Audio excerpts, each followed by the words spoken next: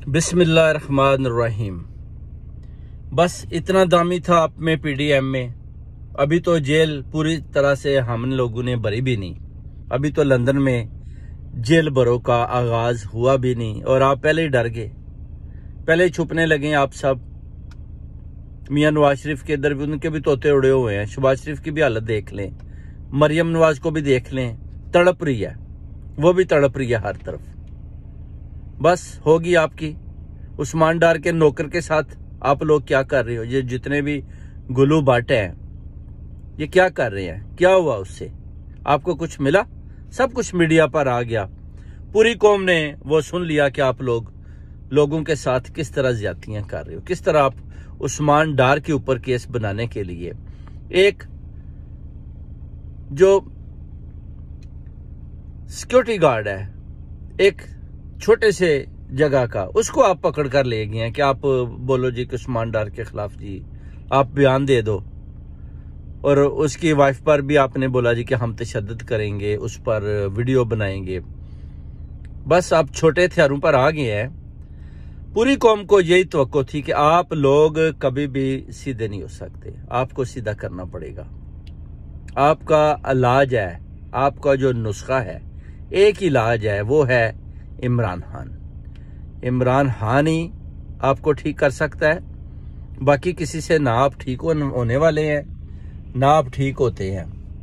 सिर्फ और सिर्फ इमरान खान आपको ठीक कर सकता है और वही आपको ठीक करेगा। अब आप भागना नहीं, आपने बस अपनी इन छोटी छोटी हरकतों पर कायम रहना है। कोई आपके साथ कोई एस्टेब्लिशमेंट भी आपका साथ नहीं दे रही।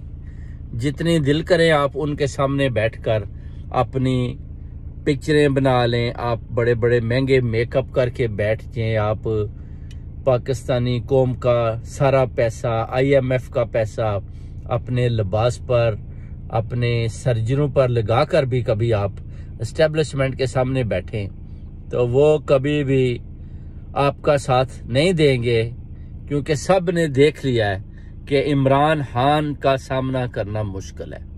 जैसे इधर लंदन में तस्नीम हैदर का सामना करना मुश्किल है, वैसे ही इमरान खान का सामना करना भी मुश्किल है। इसलिए आप लोगों को ये सारी हरकतें छोड़नी पड़ेंगी। आपने जो उस्मान डार के नौकर के ऊपर तशद्दुद किया उसका पर्चा कटना चाहिए, आपको गिरफ्तार करना चाहिए। उन पुलिस वालों से पूछना चाहिए कि उनके पीछे वो कौन लोग हैं जिन्होंने इनको बोला है, इसके ऊपर तशद्दुद करने को कहा है।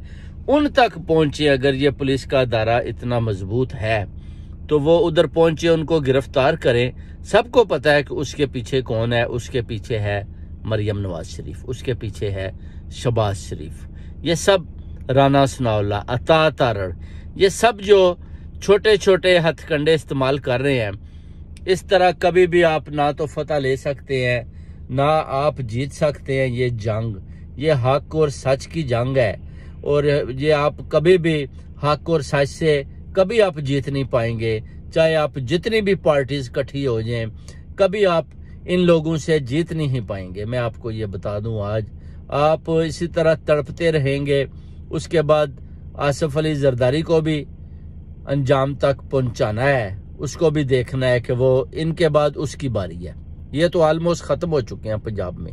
इनको तो पता चल चुका है कि इनका धड़न तख्ता हो चुका है। जब किसी एक पार्टी का धड़न तख्ता हो जाए तो उसके साथ जो और पार्टियां जैसे कि यतीम खाना चला रहे हैं और पार्टियां मिली हुई हैं, इन सब का भी साथ ही पंजाब में धड़न तख्ता हो चुका है।